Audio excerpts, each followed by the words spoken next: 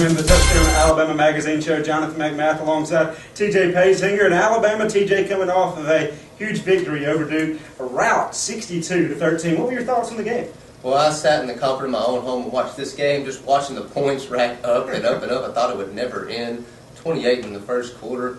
It was ridiculous. 62 points hasn't been done by an Alabama team since 1991, I believe, and I enjoyed every minute of it. You know, the Alabama defense came out, they played a pretty good game, but even Coach Saban said, and I quote, they lost focus, they had mental errors, and they couldn't get off the field on third down, specifically in the second quarter. Talk a little bit about that Alabama defense. Well, first of all, you can't overlook the fact that Marcel Darius finally made his return. He said he was so hungry to get out there, and you could tell one of his first plays gets a 4-yard tackle for loss, and it was a great play. You know, he was really excited, did his little chest bumping out there.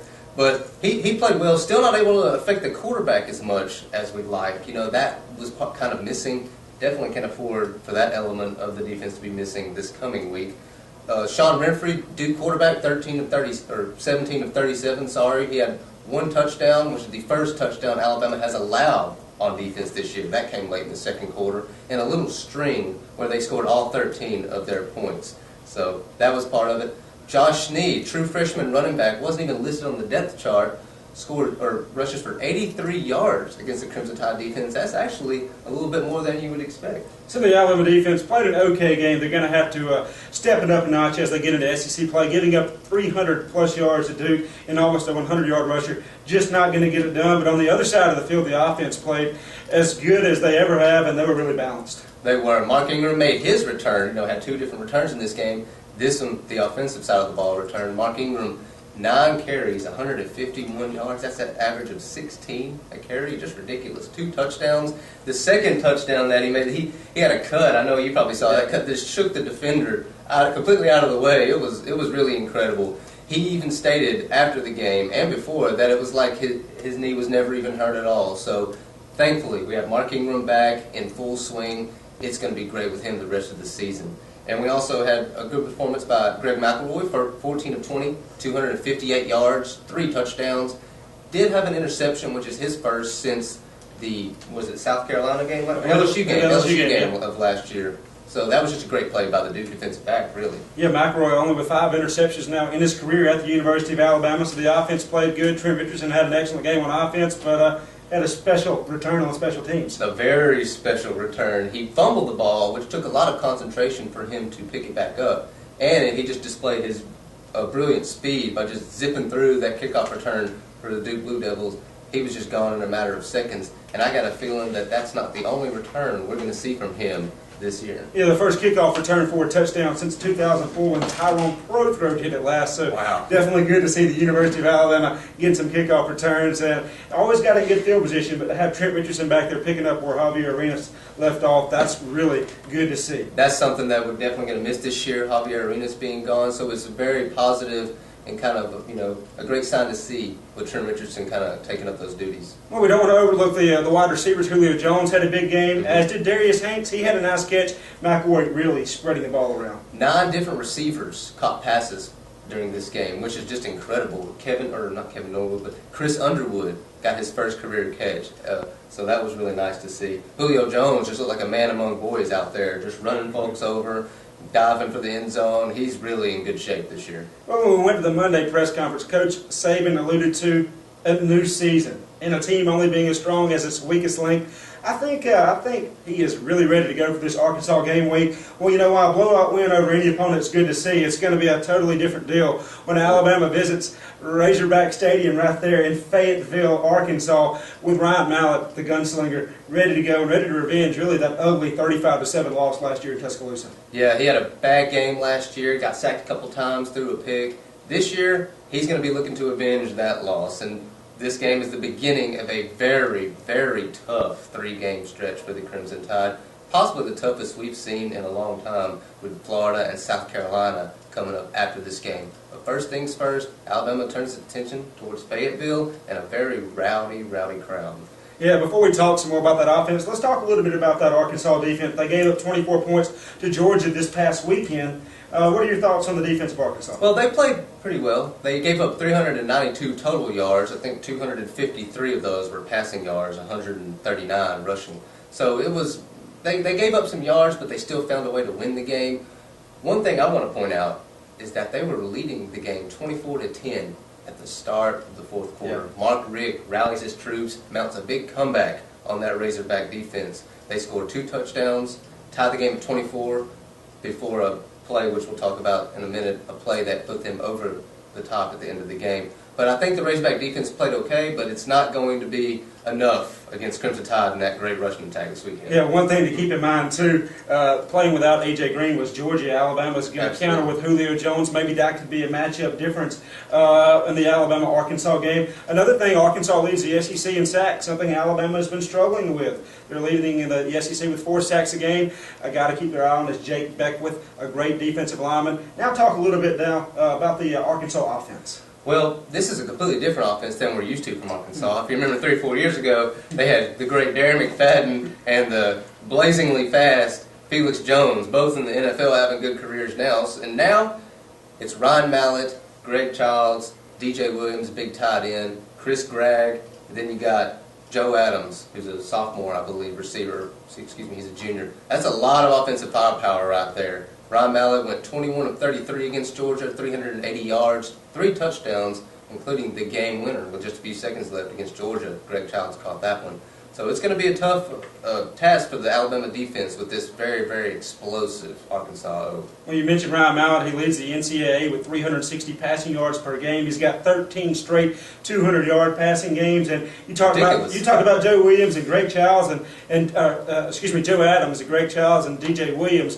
All 3 of those guys, the only team in the SEC Arkansas is that has 3 wide receivers with at least 10 receptions and over, I believe, 100 receiving yards. It's something to that effect. So Alabama's going to have their hands full. A lot of people dub this receiving corps as the best receiving corps in the country, and honestly, I can't disagree with that.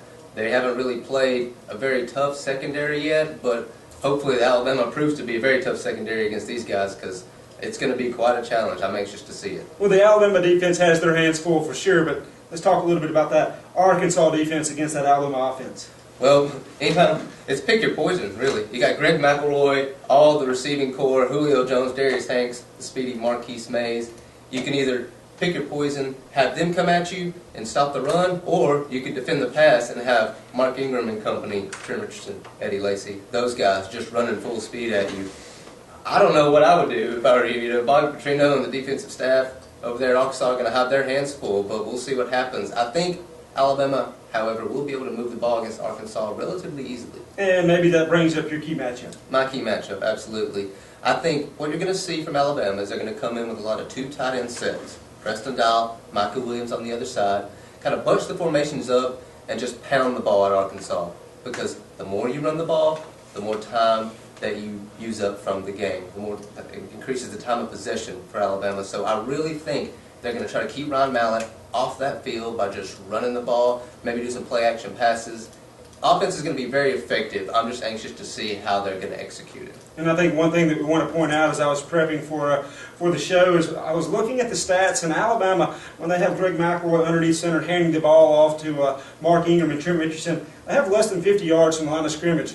But out of the pistol, that's where the rest of the yards have come from. So just because Alabama's not, right there underneath center and they're running more things out of the shotgun and pistol formation, that doesn't mean that the running game isn't going to be their first priority.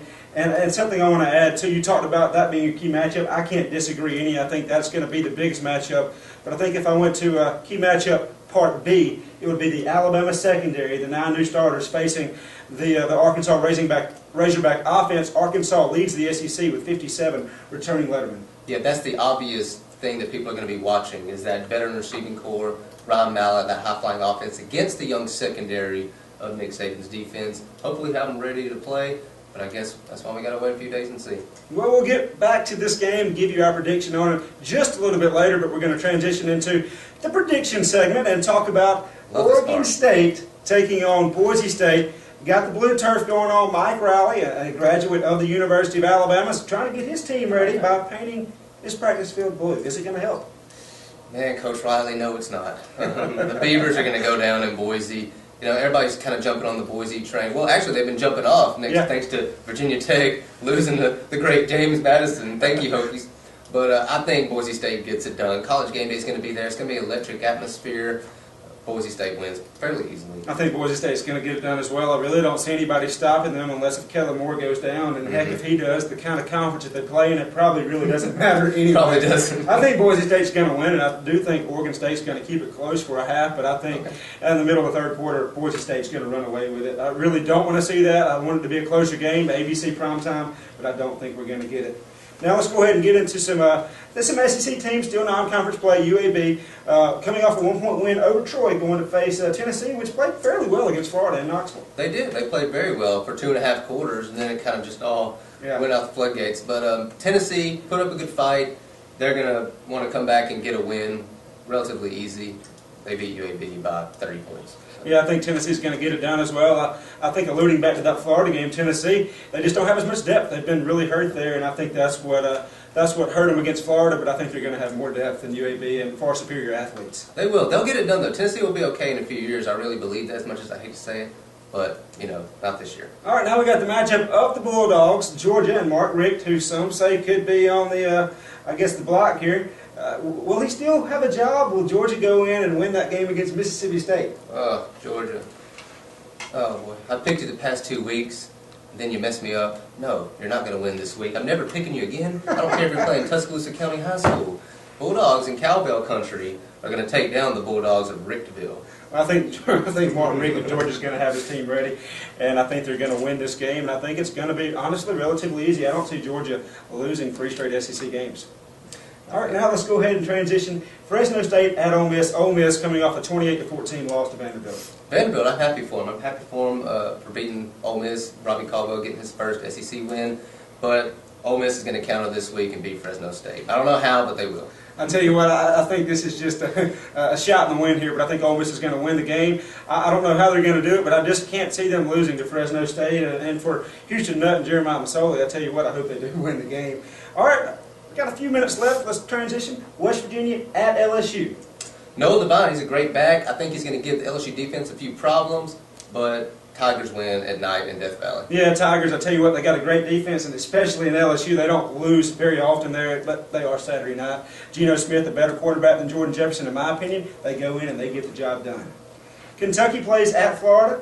It's in Gainesville. Kentucky, they're sort of maybe the team, the dark horse in the SEC East. They're taking down the Gators this weekend. Woo! You can bank on that. Randall Cobb's one of the best athletes you'll ever see. He does it all, receiver, running back, quarterback. They're going to go into Gainesville and come away victorious. Well, I'll tell you what, if it was in the Bluegrass State, I'd have to agree, but since it's not, I think Urban Meyer and his team's going to get it done. South Carolina at Auburn on the Plains, top 20 matchup. Primetime game. It's going to be a good one. Spurrier and the Gamecocks roll into Auburn and end that streak with those close, squeaked-out wins. They beat Auburn this weekend. I agree. I think the Gamecocks will get it done. I think it's going to be pretty close, but I think Auburn's going to go down mainly because of the pass defense and the running ability of Marcus Lattimore, true freshman. Woo, he's great. All right, now we're going to wind up and talk about Alabama at Arkansas, top 10 matchup, 2:30, CBS. It's going to be a great game, lots of scoring. Everybody's been looking forward to this one. First top 10 matchup in 30 years in Fayetteville. But I have so much confidence in the Crimson Tide. They're going to go in there and beat Arkansas. And I'm so confident that if Arkansas beats Alabama, I will do the Pig Suey chant on the show next year. Next week, sorry. I'm fixing to say next week. Next year, I heard that. I'm going to pick Alabama as well. I think they're going to win 38-27. I think it's going to be a close matchup, but that Alabama offense is going to get it done. I think they're going to run away with it, and that Arkansas defense is going to be on the field a little bit too long to win the game. Absolutely. I sure hope so. It's going to be a great game. I really can't wait to watch it. It's one I've been looking forward to. So we'll see what happens. Well, TJ, it's been as fun as always. Thank you for watching, and I tell you what, we'll be back next week on the Touchdown Alabama Magazine Show. TJ Pazinger, I'm Jonathan McMath.